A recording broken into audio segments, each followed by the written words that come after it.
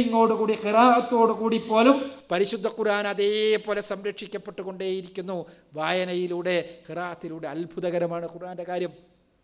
അപ്പോൾ ഖുർആനിനെ ഒരാൾക്കും ഒരിക്കലും നശിപ്പിക്കാൻ സാധ്യമല്ലാത്ത വിധത്തിലാണ് അള്ളാന്റെ ഈ ഒരു അവകാശവാദം. ഇന്നാ നഹ്നു നസ്സൽന ദിക്റ വ ഇന്നാ ലഹു ലഹാഫിദൂൻ.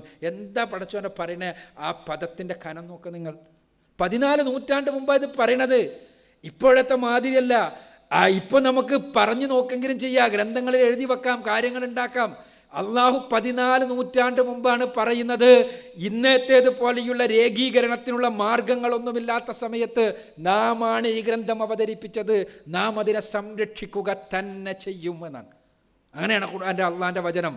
ആ സംരക്ഷണം അതേപോലെ ഒരു ഗ്രന്ഥത്തിനും അവകാശപ്പെടാൻ പറ്റാത്ത സമഗ്രതയോടുകൂടി, സമ്പൂർണതയോടുകൂടി നിലനിൽക്കുകയാണ് ഖുർആൻ. അത്ഭുതകരമാണത്. ഖുർആനിൻ്റെ സന്ദേശത്തെക്കുറിച്ചാണ് നമ്മൾ ചർച്ച ചെയ്തത്. ഇവിടുത്തെ നിയമങ്ങൾ നമ്മൾക്ക് അനുസരിക്കേണ്ടതുണ്ട്. പ്രോഗ്രാം അവസാനിപ്പിക്കേണ്ടതുണ്ട്. ഇനിയും നമുക്ക് കൂടുതൽ പഠിക്കാം.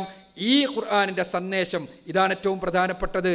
ഖുർആനിൻ്റെ പാത അജയ്യമാണ്, അത്യുന്നതമാണ്, അതിവിശിഷ്ടമാണ് എന്ന് തിരിച്ചറിഞ്ഞു കഴിഞ്ഞാൽ ആ പാത സ്വന്തം ജീവിതത്തെ പ്രശോഭിപ്പിക്കുവാൻ വേണ്ടി ഉപയോഗപ്പെടുത്തണം. നമ്മൾ ഖുർആനിൻ്റെ പ്രയോഗവൽക്കരിക്കണത്തിന് വേണ്ടി നമ്മൾ ശ്രമിക്കണം.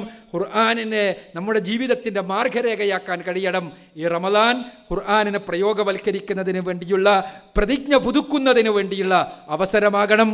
പരിശുദ്ധ ഖുർആനനുസരിച്ച് ജീവിക്കാൻ, ഖുർആന്റെ പ്രതികളായി മാറാൻ, ഒപ്പം തന്നെ ഖുർആന്റെ സന്ദേശങ്ങൾ ജനങ്ങൾക്ക് എത്തിച്ചു കൊടുക്കാൻ നമുക്ക് കഴിയണം. അള്ളാഹു അതിനെ അനുഗ്രഹിക്കുമാറാകട്ടെ. വാഖിറു ദഅ്വാനാ അൽഹംദുലില്ലാഹി റബ്ബിൽ ആലമീൻ. അസ്സലാമു അലൈക്കും.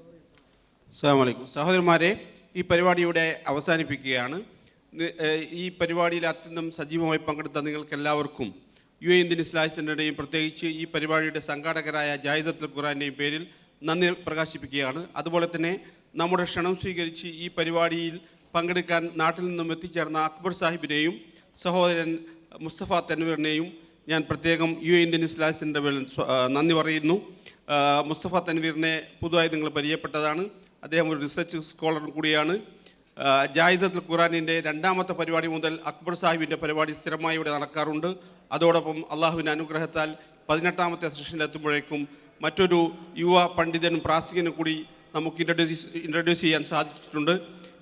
നിങ്ങൾ ഇനിയും ഇവരുടെ പ്രഭാഷണങ്ങളിലൂടെയും അതുപോലെ തന്നെ ഇവരുടെ സീഡുകളിലൂടെയൊക്കെ ഇവരെക്കുറിച്ച്, പ്രത്യേകിച്ച് മുസ്തഫ തൻവീറിനെ കുറിച്ചൊക്കെ കൂടുതൽ പരിചയപ്പെടാവുന്നതാണ്.